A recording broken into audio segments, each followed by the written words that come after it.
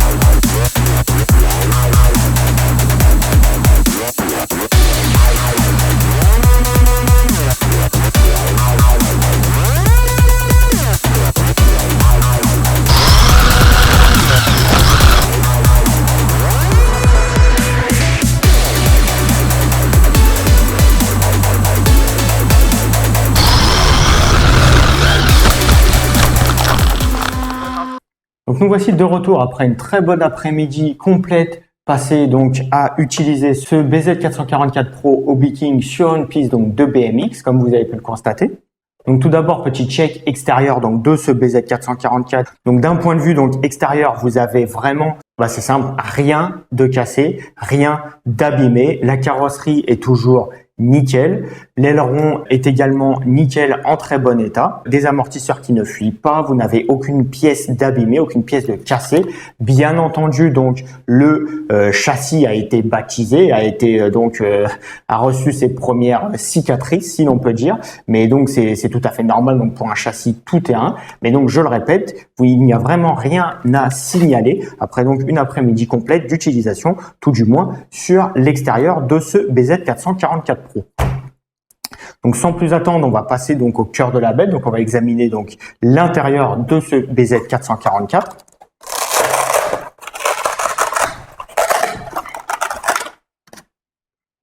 Et comme vous pouvez le constater, aux surprises, il n'y a rien non plus à déclarer donc sur ce BZ444 Pro. Donc comme vous pouvez le voir, il n'y a aucune pièce d'abîmée, aucune pièce de cassée. Les cardans sont toujours, la transmission en tout cas est toujours en très bon état. Donc les noix de cardan, que ce soit à l'avant comme à l'arrière, comme sur le slipper central, les noix de cardan ne sont pas marquées. Donc ça c'est vraiment bien, ça dénote donc une bonne durabilité, une bonne robustesse de l'acier utilisé pour la transmission en tout cas.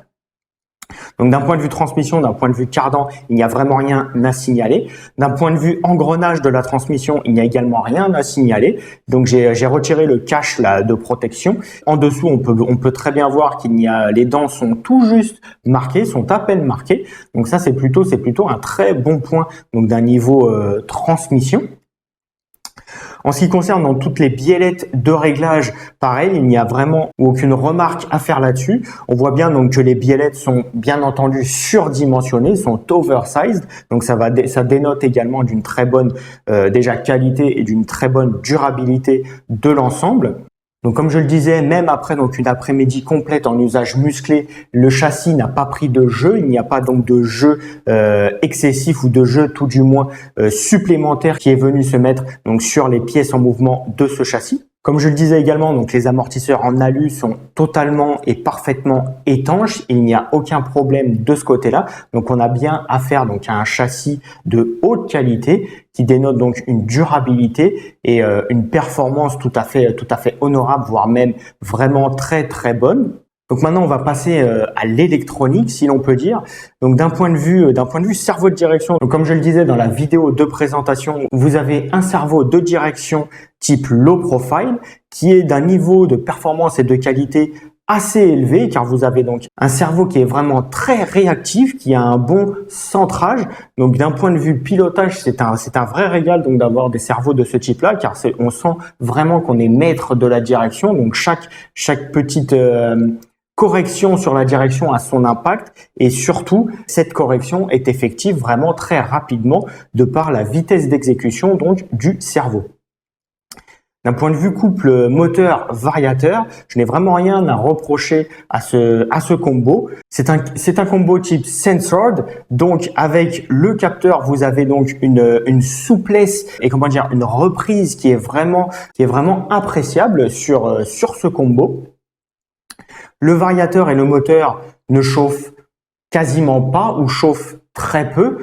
J'aurais tout de même une petite remarque à faire sur la partie batterie, sur la partie compartiment batterie. Donc j'utilise donc des LiPo Saddle 5700 mAh de marque Zippy, donc qui sont également trouvables chez Hobby King. Et le problème que j'ai constaté, c'est que donc l'emplacement pour ces accus, l'épaisseur n'est pas suffisante. Il m'a donc fallu dévisser donc les supports d'accus pour pouvoir créer donc une épaisseur suffisante pour pouvoir donc passer ces accus et venir les fixer donc sur les supports prévus d'origine. Donc petit bémol de ce côté-là, donc faites attention aux accus que vous disposez déjà ou que vous allez acheter. Il va peut-être falloir un petit peu modifier donc le compartiment de réception des accus. En tout cas, ça a été mon cas avec les accus Zippy. Donc je vais maintenant vous faire un petit retour rapide donc sur le comportement, sur le pilotage. Personnellement, j'ai vraiment apprécié piloter ce BZ, même si certains le diront, ce n'est pas forcément sur une piste, sur un terrain adapté à l'utilisation de ce type de matériel. Néanmoins, je me suis vraiment éclaté avec ce BZ444 Pro. Vous avez donc un comportement qui est vraiment sain. Les pneumatiques d'origine sont vraiment bons. Alors peut-être pas forcément adaptés à la surface sur laquelle je roulais, mais on peut quand même constater qu'ils sont vraiment de bonne facture. L'amortissement est d'origine vraiment très bon. En tout cas, me convient parfaitement. Je trouve que l'amortissement donc sorti de boîte est vraiment bien réglé, bien foutu. Les fluides contenus dans les différentiels sont plutôt pas dégueulasses sortis de boîte. Alors vous pouvez toujours bien entendu ajuster selon vos préférences le fluide des amortisseurs et le fluide des différentiels à votre type de conduite et au type de piste sur lequel vous allez faire évoluer ce BZ Pro, mais tout du moins sorti de boîte, et ben c'est loin d'être dégueulasse. Point de vue réglage fluide, c'est même plutôt très bon.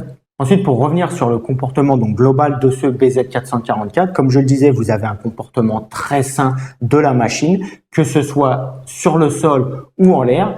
Petit coup de gaz, petit coup de frein, vous allez pouvoir très facilement ajuster l'assiette de réception des jumps de ce BZ444 Pro.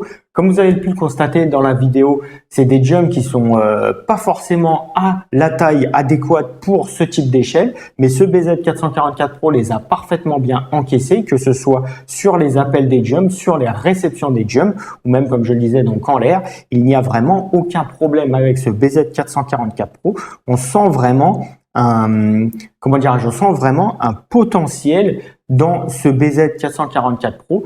Donc je pense que pour les personnes qui souhaitent se lancer dans la compétition ou qui souhaitent vraiment rouler en club sérieusement, ce BZ444 Pro est une très bonne alternative, car il est déjà très bien équipé, donc sorti de boîte. Vous avez un combo moteur variateur qui est vraiment pas dégueu, sorti de boîte également.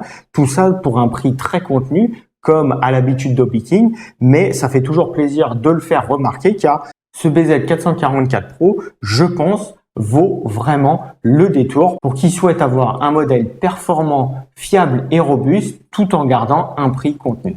Nous sommes donc arrivés au terme de cette seconde vidéo sur le BZ444 Pro. J'espère qu'elle vous aura plu.